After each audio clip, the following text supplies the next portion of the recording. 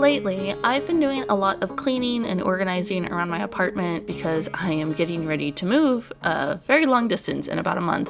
And while I was doing that, I couldn't help myself from getting kind of nostalgic over some of my first drawings I ever did and thought it would be fun to make a video revisiting these. I started looking through my earliest art, including my very first sketchbook, which was actually a birthday gift from 2007, meaning that I was 12 years old when I really started getting into art and started drawing. I actually feel really lucky that I still own all of my sketchbooks and kept so much of my art over the years. I was even really good about dating a lot of my stuff too, something I really recommend. Trust me, you'll appreciate it when you get older and your memories start to blur under the scrutinizing weight of time. Considering I had abandoned all of my stuff when I was a teenager to run away from my mom's house to live with my dad, and then I also moved halfway across the country in my early 20s with only a suitcase and a backpack, it's truly amazing that I still have all of these. What I find really endearing about this first sketchbook is that most of the pages are drawings of the titles of the manga I was reading at the time, and that would go on to change my life.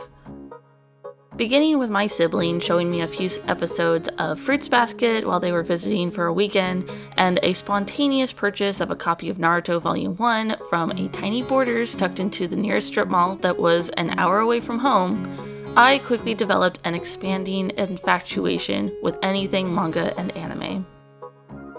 I would repeatedly check out manga I liked from the library, the ones I could get my hands on, and then save my allowance for the irregular trip into town, begging my mom to let us stop at the bookstore so I could buy more manga and add it to my bookshelf. The record of titles I drew serves as a map of the very things which led me to becoming an artist, and many of them I'm still fond of to this day. Except for this one, because I don't remember Crossroads at all. I also really appreciate this page because it marks a turning point in this era of baby Asher art. It shows me that anything that had the big almond-shaped eyes were my earliest drawings, while stuff that came after had more open anime designs to them. This is how I know that this comic was an early piece, as well as this drawing of a dog boy giving a rose to a cat girl. One couple from a set of 4 that I did, and for some reason I cannot find the other 3, but this was definitely the most PG of the set. It was this page that I decided to redraw. I grabbed one of my sketchbooks, a mixed media one this time, and the same materials I used from the original drawing, lead and colored pencils, and settled in to start drawing. I also did have some ideas for how to redesign these characters. I had done a little sketching the night before while making notes on other stuff and was already pretty happy about the direction I was heading. I will say one strong point of the original drawing was that there is already some very clear characterization present in the posing and expressions. One look and you can tell that the boy is shy and bashful while the girl is more cheerful and sweet, and that gives me a lot to work with. I started by drawing the boy because I was looking forward to drawing his hair. I knew I wanted it to be fluffy and to cover most of his face. I don't care how cliche it can be, one eye hidden behind a character's hair is forever peak design. Having both eyes covered is also pretty good. In the original design, he had like one straight ear and one floppy ear, and his animal features had an almost camo pattern to them. These were the parts that I changed the most. I gave him floppy brown dog ears and made his tail brown and white, making the features simpler and easier to read as well as replicate. Instead of giving him big round paws, I added paw pads to the palms and fingertips and tried to include longer curled nails instead of the flat round ones humans have. This change was carried over to both characters. Other than that, I just drew him a few times to get an idea of his personality and play with his clothes, which were in serious need of an update.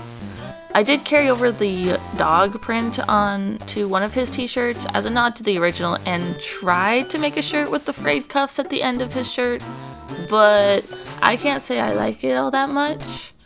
Maybe it was a laundry day for the little guy. Another last minute change was giving them little upside down triangle critter noses.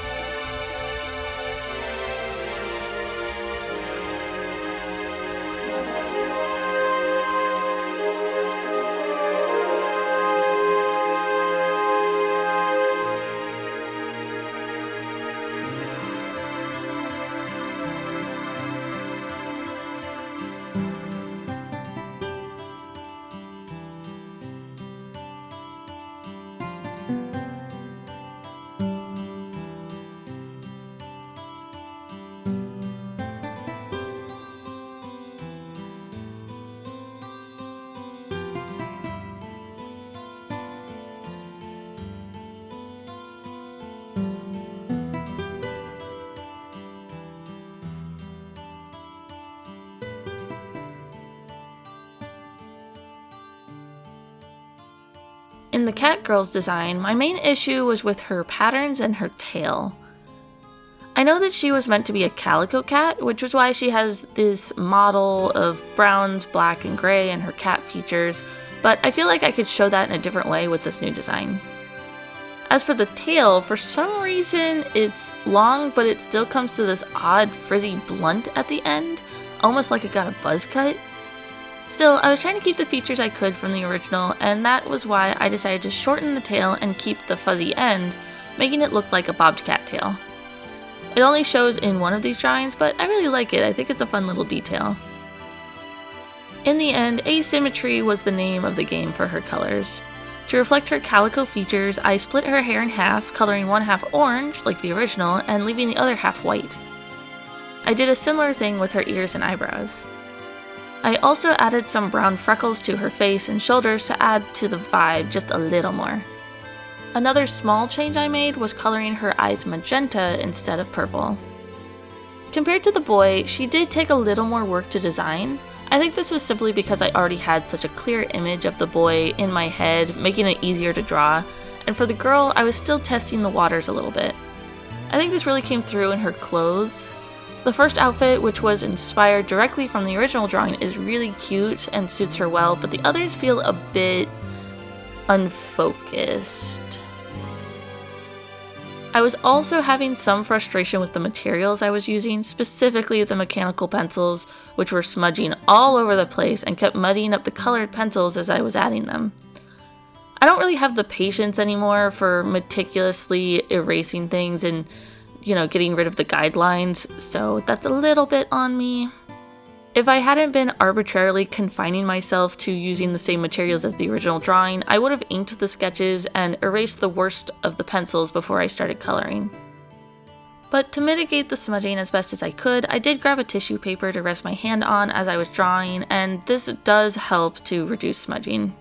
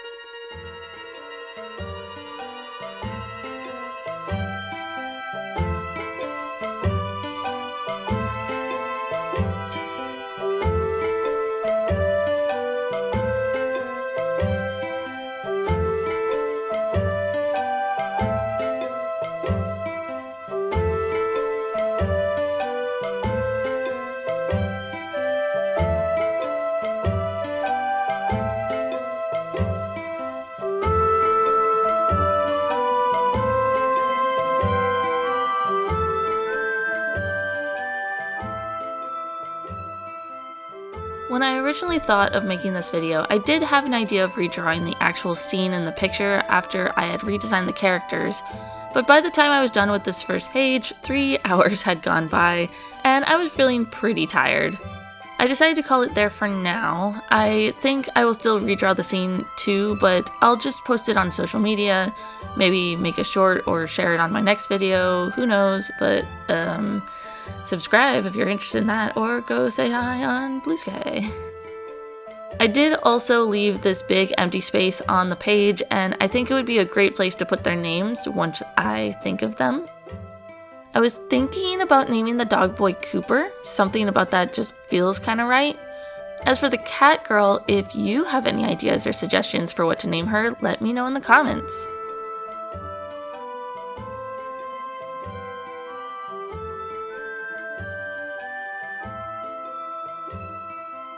And that is the end of this video. Thank you so much for watching. I hope you had a good time.